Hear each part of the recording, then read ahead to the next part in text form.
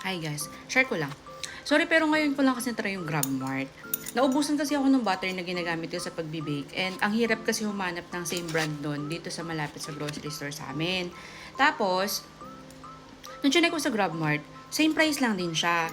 And then yung delivery fee niya, halos same lang din if mamamasahe ako mula dito sa amin hanggang sa grocery. Actually, mas nakatipid pa ako ng one way kasi yung parang yung delivery fee is yung pamasahe ko pa uwi pag naka-special sa tricycle.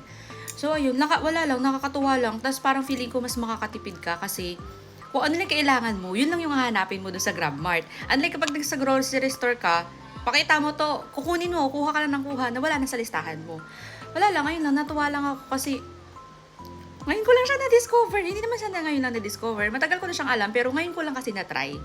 Tapos, akala ko kasi, mas mahal siya. Kasi syempre, convenient, diba? Tapos yung oras mo, yung para ka lang nag-order sa ano ganyan online tapos wala lang, natuwa lang ako. Wala lang, share ko lang. Yun lang. Bye!